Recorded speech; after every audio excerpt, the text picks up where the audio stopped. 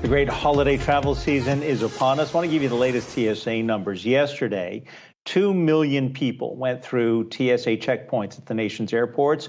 2 years ago, in 2019, before the COVID lockdowns, it was 2.4 million. We've seen this kind of number very close to what it had been 2 years ago for the last several weeks. And the airlines are telling us that their leisure demand is essentially back to 2019 levels. But let's talk to the CEO from one of those airlines. Barry Biffle is CEO at Frontier Airlines. And first, wishing you the easiest of holiday travel seasons, because I know a lot of people are counting on getting to where they're going. What are your projections for Frontier? Are you at 80% of 2019 levels, or are you at 100% now? Because so many people are traveling again. So we expect to have similar loads to what we had in 2019 when we get to the latter part of the holiday. And so, we expect planes to be full, and our capacity is slightly above what we had in 2019. So we should exceed passenger levels overall. But we're really excited about the Thanksgiving holidays, and I hope everybody is excited to see their friends and family. And based on the numbers, like you were just saying, it looks like a lot of people are going to be joining their friends and family for the first time, possibly since COVID started. Yeah, and you've been busy during the COVID pandemic. You've been kicking some tires and putting some cash down to buy some planes. You just put in an order for 91. It's the Airbus 321, the A321 Neo. But you're all Airbus, aren't you, at Frontier? And that's on top of, I think you're going to have, when all is said and done, close to 240 new aircraft. You're tripling the size of your fleet over the next 8 years. Is that aggressive for an airline to do this kind of work and the plans that you have? Well, look, obviously, it shows our optimism in our business. We wouldn't triple the size if we didn't believe in the fundamentals. Look, Frontier has the lowest cost position. This order, when these aircraft also enable us to continue to be America's greenest airline with almost 120 miles per gallon per seat. That compares to 63 miles per gallon with some of the big airlines in the U.S. So the innovation around fuel savings and CO2 emissions are great for the planet, but our low fares are great for consumers. And there seems to be insatiable demand for low fares, and we think that we'll be there to provide it for years to come. What about staffing? I know some of the legacy carriers have had issues because so many people took early retirement.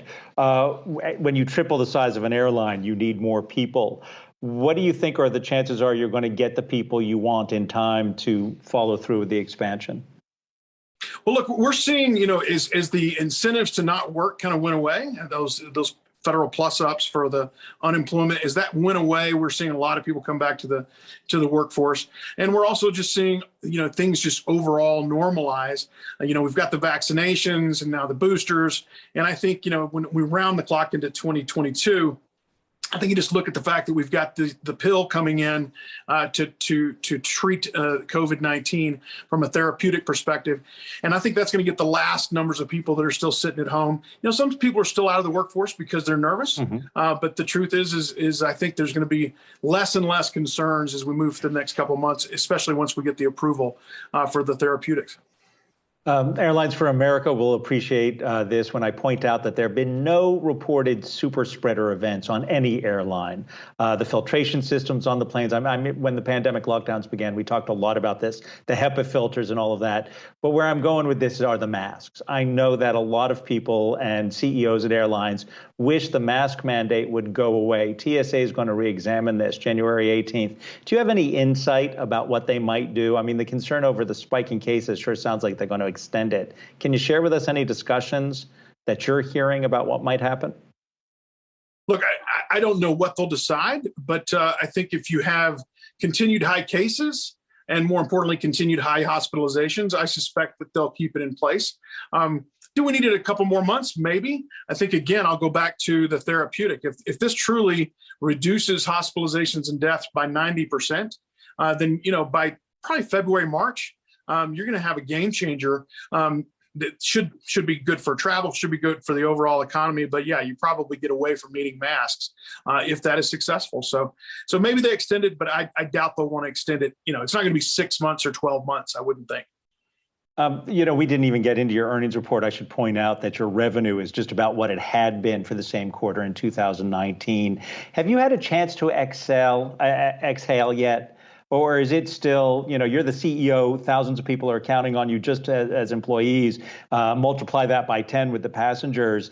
Is it white knuckling through this pandemic still? Well, it's definitely been a stressful roller coaster as we've gone through, the last couple of years, and it's gone on now. We're going to go into 2022, be your third official year that you've been messing with this. But I think you truly are seeing the light at the end of the tunnel. I think it's great to see the volumes of passengers back. We're really excited about the holiday season, and I think when you look forward as we move into Q1, you've got the office reopenings, you've got kind of things getting back to normal, and so yes, I think everyone's tired. We're all stressed. I think there's plenty of businesses like ours in the travel space, especially that have been stressed. But you can finally see light at the end of the tunnel, and I think that things will be back to normal in the not so distant future. Barry, I think many of us look forward to the day when we bring people like you on the program and we're talking about why doesn't the seat recline more, or why are the snacks getting smaller and smaller, the peanuts, or if you can even give peanuts in this era, pretzels, we'll go with the pretzels. But wishing you and your team at Frontier a very hassle-free holiday travel season. Barry Biffle, Frontier Airlines CEO, thank you for joining us.